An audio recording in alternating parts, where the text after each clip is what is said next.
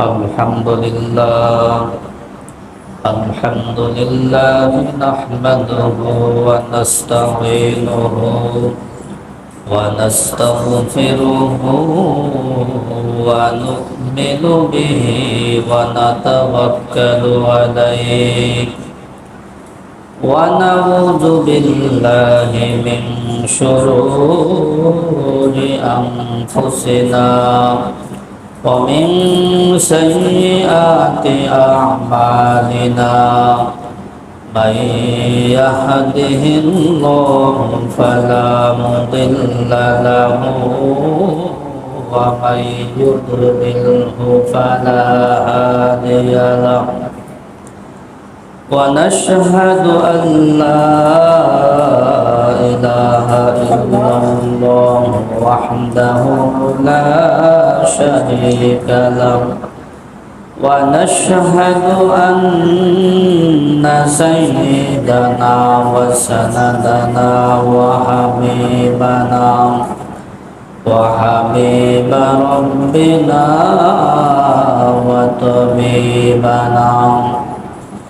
وطبيب قلوبنا ومولانا محمدا عبده ورسوله أما بعد فأعوذ بالله من الشيطان الرجيم بسم الله الرحمن الرحيم يا أيها الذين آمنوا استعينوا بالصبر والصلاة إن الله مع الصابرين وقال تعالى يا أيها الذين آمنوا صلوا عليه وسلموا تسليما اللهم صل على محمد وعلى آل محمد كما صليت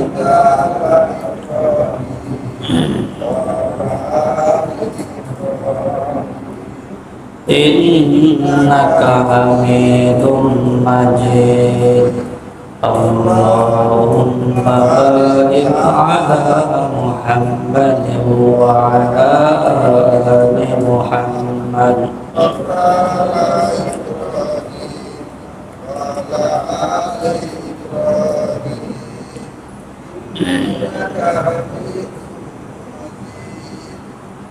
मोमिन जो फिदा नक्श कफे पाए नबी हो ज़ेर कदम आज भी आलम का खज़ीना ज़ेर कदम आज भी आलम का खज़ीना रग रग में मोहब्बत है रसूल अरबी का रग रग में मोहब्बत है रसूल अरबी का जन्नत की खजाइन की यही सनम है जन्नत की खजाइन का यही सनम है मैं सूरत यूसुफ को नहीं चाहने वाला मैं सूरत यूसुफ को नहीं चाहने वाला मैं पैसे के मानंद नहीं आशिक लैला मैं पैसे के मानंद नहीं आशिक लैला मैं आशिक मौला हूँ मेरा इश्क निराला मैं आशिक मौला हूँ मेरा इश्क निराला बाजुमला जहाँ जिसकी तजल्ली से उजाला बाजुम्ला जहां जिसकी तजल्ली से उजाला। मोहतरम हाजिरीन, সবরের শাব্দিক অর্থ হইল বেঁধে রাখা, আটকিয়ে রাখা, বাধা দেওয়া বা বিরত রাখা। শরীয়তের পরিভাষায় সবর বলা হয় অন্তরকে অসন্তুষ্ট হওয়া থেকে, জবানকে অভিযোগ করা থেকে এবং অন্যান্য অঙ্গ প্রত্যঙ্গগুলো বিশৃঙ্খলা হওয়া থেকে বিরত রাখার নামই হলো সবর। অন্তরকে অসন্তুষ্ট হওয়া থেকে, বিপদ আসছে, অসন্তুষ্ট হওয়া যাবে না। অভিযোগ করা থেকে জবানকে, যে কোনো সমস্যার মধ্যে পড়ে গেছি, আল্লাহ তাআলার বিরুদ্ধে কোনো অভিযোগ পেশ করা যাবে না। সাথে সাথে অন্যান্য অঙ্গ প্রত্যঙ্গের মাধ্যমেও কোনো বাজে ইশারা, বিশৃঙ্খলা করা যাবে না। এর নামই হলো ধৈর্য। বিপদ এসে পড়েছে তো আল্লাহ তাআলার এই ফায়সালার উপর সন্তুষ্ট থাকতে হবে। জবানকে নিয়ন্ত্রণে রাখতে হবে, প্রত্যেকটা অঙ্গ প্রত্যঙ্গকে নিয়ন্ত্রণে রাখতে হবে। বিপদ যেহেতু আল্লাহ তাআলা দিয়েছে, এর উপর ধৈর্য ধারণ করতে হবে। মুহতারাম হাজিরিন, উলামায়ে হযরত বলেন, যদি কোনো আল্লাহর বান্দা বান্দি 3 জায়গায় সবর করতে পারে, তাহলে ওই ব্যক্তি আল্লাহ তাআলার দরবারে সবের বান্দা হিসাবে পরিগণিত হবে। সবর হলো 3 প্রকার। 1 নম্বর as-sabru ফিল ইবাদাত। আল্লাহ রাব্বুল আলামিন আমার উপর যত ইবাদত ধার্য করেছেন, এই ইবাদতগুলো সবরের সাথে আদায় করতে হবে। as-sabru feel মুসিবাত।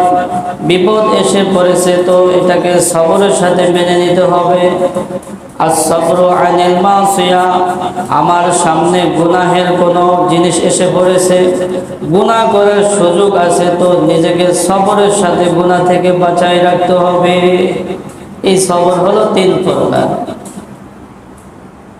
সবরের 1 নম্বর প্রকার হইল as-sabru ফিল ইবাদাত। ইবাদতের ক্ষেত্রে সবর করতে হবে। আল্লাহ তাআলা সৃষ্টি করলেন আমাদেরকে ইবাদতের জন্য। ওয়া মা খালাকতুল জিন্না ওয়াল ইনসা ইল্লা লিয়াবুদুন। আল্লাহ পাক বলে, আমি মানুষ এবং জিন জাতিকে সৃষ্টি করেছি ইবাদতের জন্য, দাসত্ব করার জন্য, গোলামি করার জন্য। তো যেই উদ্দেশ্যে সৃষ্টি করেছেন, এই উদ্দেশ্যটা ধৈর্যের সহিত বাস্তবায়ন করা। আজকে ইবাদতের ক্ষেত্রে সবর উঠে গেছে।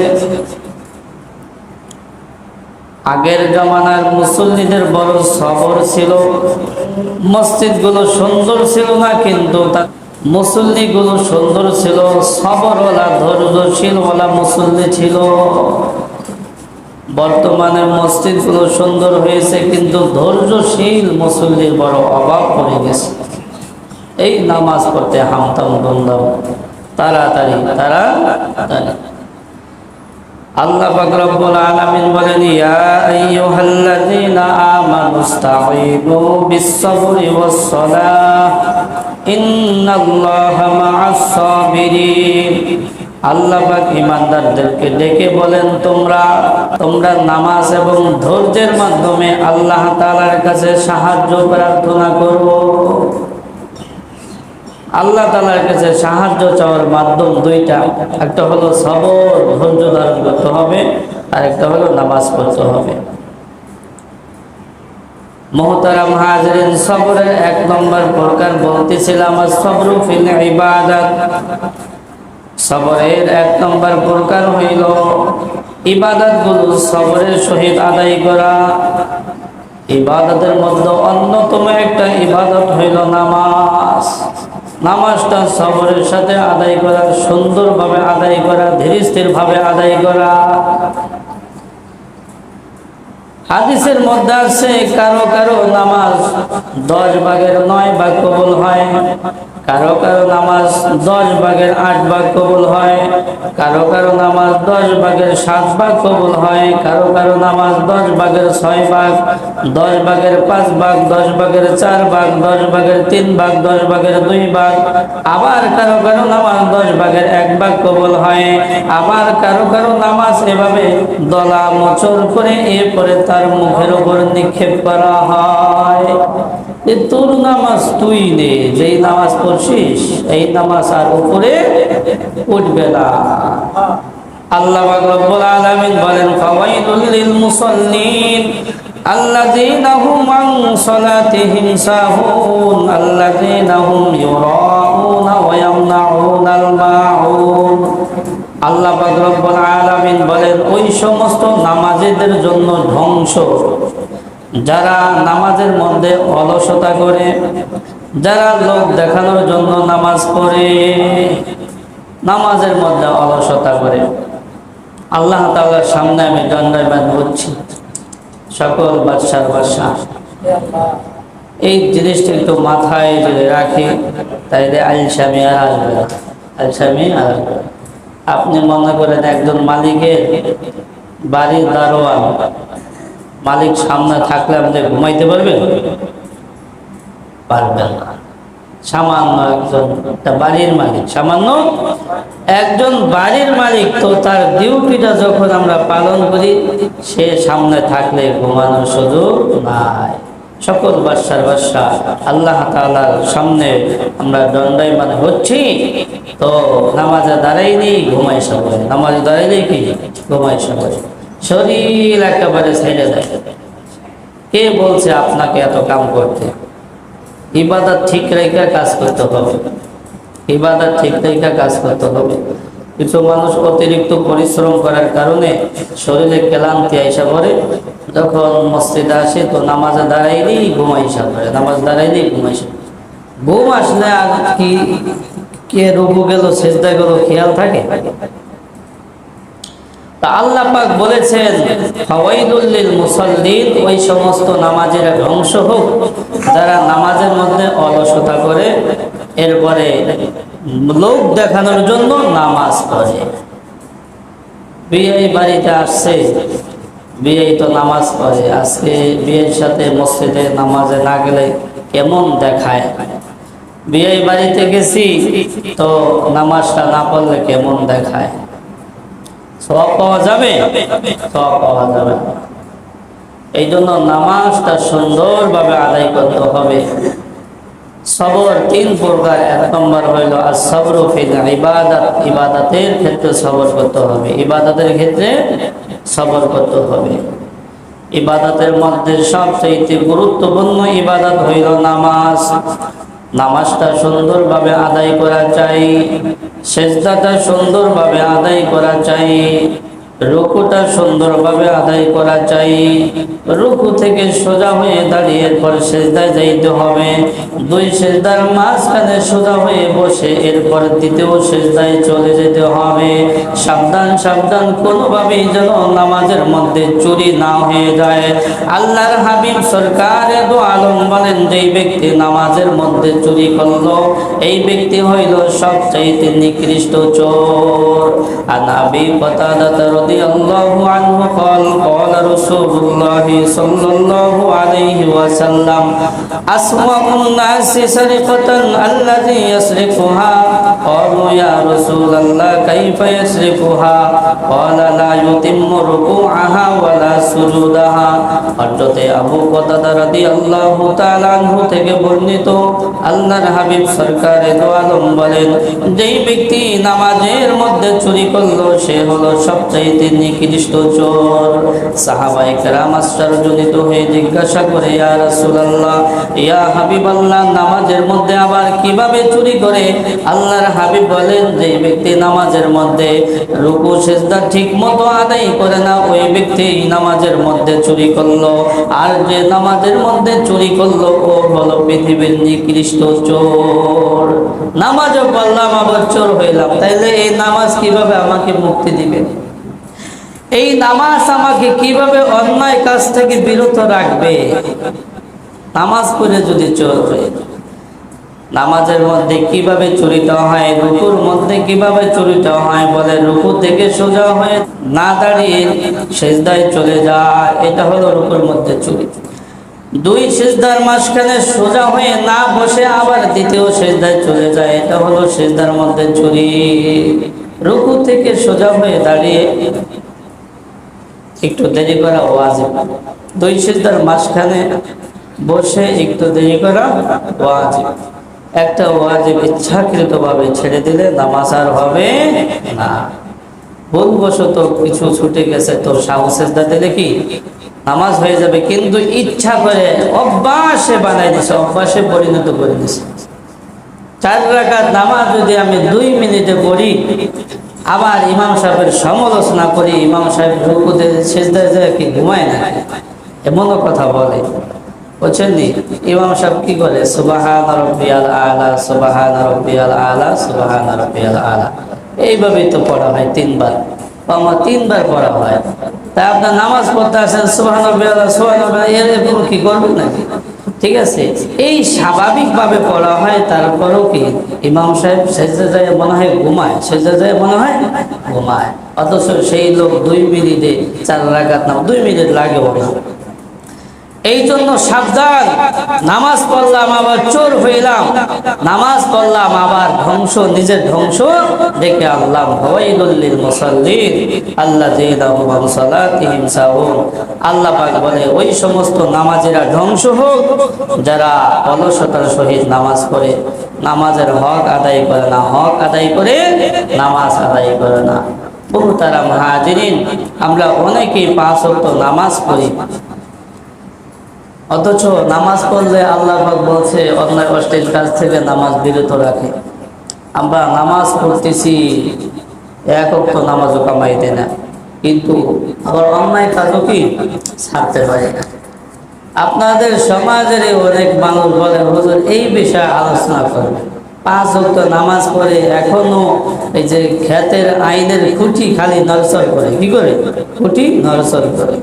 1 বিঘত পরিমাণ জমিন যদি কারো আত্মসাৎ করা হয় অন্যায়ভাবে, কিয়ামতের দিন 7 তবক জমিন উঠাইয়া এরপর গলার মধ্যে পেঁচাইয়া দেওয়া হবে।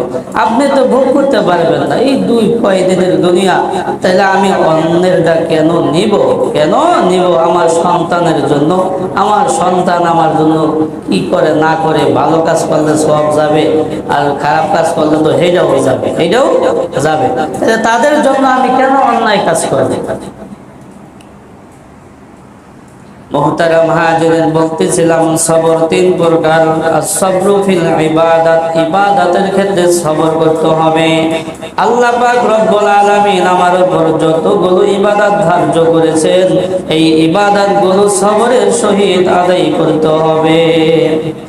as-sabru আনিল মাসিয়া, গুনার কাজ সামনে এসে পড়েছে, তো নিজেকে সবরের সাথে গুনাহ থেকে বাঁচায় রাখতে হবে। করা যাবে না, করা যাবে না, আল্লাহর ভয় থাকতে হবে, আল্লাহর ভয় থাকতে হবে। খলিফাতুল মুসলিমিন হযরত ওমর ফারুক রাদিয়াল্লাহু তাআলা আনহুর শাসন আমলে তিনি রাতের বেলা তাহাজ্জুদ নামাজ পড়ে মানুষের অবস্থা দেখার জন্য, মানুষের হালাত বোঝার জন্য মদিনার অদূরে ঘোরাফেরা করতেন। কে কোন অবস্থায় আছে জানা যায় না। একদিন মদিনার অদূরে ঘোরাফেরা করতেছেন, হঠাৎ করে একটা ঘর থেকে আওয়াজ আসলো। 1 মহিলা 1 মেয়ে, যাদের পরস্পর সম্পর্ক হলো মা মেয়ে। মা বলতেছে দুধের মধ্যে পানি দিয়ে দাও, দুধ বৃদ্ধি পাবে, মূল্য বৃদ্ধি পাবে। মেয়ে বলতেছে খলিফাতুল মুসলিমিন হযরত ওমর ফারুক রাদিয়াল্লাহু তাআলা আনহু দুধের মধ্যে পানি দিতে নিষেধ করেছে, তাই দেওয়া যাবে না। মা বলতেছে এত রাত্রে খলিফাতুল মুসলিমিন কোথা থেকে আসবে, তুমি পানি দাও। মেয়ে বলতেছে খলিফাতুল মুসলিমিন হযরত ওমর ফারুক রাদিয়াল্লাহু তাআলা আনহুর চোখে ফাঁকি দেওয়া যাবে, কিন্তু আল্লাহ তাআলার চোখে তো ফাঁকি দেওয়া যাবে না।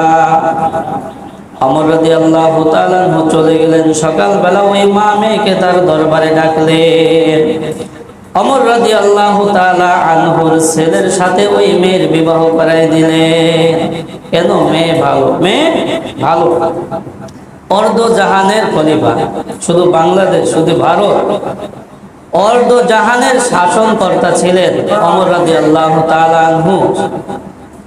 তার ছেলের সাথে বিবাহ করাই দিলেন কি হতদরিদ্র একটা মেয়েকে। মেয়ে ভালো, কেন?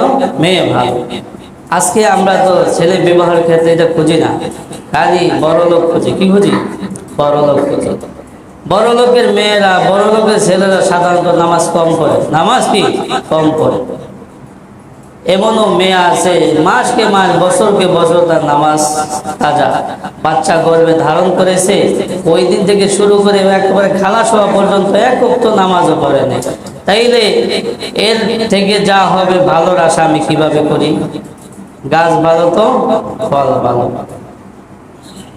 এই জন্য বিবাহের ক্ষেত্রে একটু যাচাই বাছাই করা কি দরকার আছে, যাচাই বাছাই করা দরকার আছে। শুধু টাকাটা দেখলেই হবে না। আজকে দেখা যায় বড় লোকের মেয়েরা শ্বশুর শাশুড়ি কি করে না, দেখতেই পারে না। আইসাই খালি কি ভিন্ন হওয়ার ফিকির করে, ভিন্ন হওয়ার ফিকির করে, নানান দোষ। আপনি একটা দরিদ্র মেয়ে আনবেন, একেবারে নামাজ কালাম করে, দেখবেন আল্লাহ পাক শান্তি দেবে। এদের থেকে যারা হবে আল্লাহ পাক ভালোর কিছু আশা আল্লাহ পাকের কাছে রাখা যায়। মুহতারাম হাজিরিন, ওমর রাদিয়াল্লাহু তাআলা আনহুর ছেলের সাথে ওই হতদরিদ্র মেয়েকে বিবাহ দিয়ে দিলেন। ইতিহাসের মধ্যে পাওয়া যায় তাদের এই ঘরের নাতি হলো ইতিহাসের কিংবদন্তি ন্যায়পরায়ণ শাসক হযরত ওমর ইবনে আব্দুল আজিজ রাহমাতুল্লাহি আলাইহি। মাত্র 2.5 বছর ক্ষমতা তিনি শাসন করেছিলেন, চালিয়েছিলেন। এমন ইনসাফ তিনি কায়েম করেছিলেন যেই যুগের ব্যাপারে পাওয়া যায় বাঘ এবং ছাগল একই ঘাটে পানি খাইতো, কেউ কারো উপর জুলুম করতো না। একদিন একটা মহিলা নদীর তীরে পানি আনতে গিয়েছে, হঠাৎ করে দেখে একটা বাঘ একটা ছাগলের উপর আক্রমণ করতেছে। মহিলা বলে উঠল, মনে হয় ওমর ইবনে আব্দুল আজিজ আর বেঁচে নাই, বেঁচে নাই। পরবর্তীতে খোঁজ নিয়ে দেখা গেল তিনি ঠিকই মারা গেছে, ঠিকই কি মারা গেছে। তো গাছ ভালো তো ফল ভালো, গাছ ভালো তো ফল ভালো। তো এই মেয়েটা আল্লাহর ভয়ে এই অন্যায় কাজ থেকে সবরের সাথে নিজেকে অন্যায় কাজ থেকে বাঁচায় রাখছে, অন্যায় কাজ থেকে বাঁচায় রাখছে। সবরের 2 নম্বর প্রকার হইল as-sabru আনিল মাসিয়া। গুনাহের কাজ সামনে এসে পড়েছে তো নিজেকে সবরের সাথে বাঁচায় রাখতে হবে। কিফিলের ঘটনা আসছে, কিফিলের ঘটনা। আল্লাহর হাবিব সাহাবায়ে কেরামদেরকে অনেকবার এই ঘটনাটা শোনাইছে। বলে ইসরায়েলের এক ব্যক্তির নাম ছিল কিফিল। এমন কোন অন্যায় কাজ নাই কিফিল করতো না, সকলেই তার দ্বারা অতিষ্ঠ। জুলুম নির্যাতন যত প্রকার হইতে পারে। সে সুদও খাইতো। কি খাইতো? সুদ খাইতো। একদিন একটা মেয়ে তার কাছে টাকার জন্য গেছে 60 দিরহাম। তো তাকে টাকা দেবে না, বলে সুদে নিতে হবে, সুদে নিতে হবে। দেখবেন যারা সুদ খায়, মানুষ যদি একবার মরিয়াও যায় তাও হাওলাত দেয় না, ঋণ দেয় না। ওর ওই দুইটা লাগবে, ওটার বিনিময় কি ওইটা লাগবে। যারা সুদ খায় তারা মানুষকে হাওলাত দেওয়ার মতো মন মানসিকতা রাখেই না, রাখেই না। তাদের অন্তরটা খুব কঠোর হয়ে যায়, মানুষকে দেওয়া খুব কম বোঝে তারা। মুহতারাম হাজিরিন, ওই কিফিল বলতেছে আমাকে সুদ দিতে হবে। এবার ওই মেয়েটা বলতেছে আমি তো সুদ দিতে পারবো না। বলে তাহলে দেহ দিতে হবে। মেয়েটার অভাব এমনই ছিল যে এক পর্যায়ে রাজি হইতে হয়েছে, রাজি হইতে হয়েছে।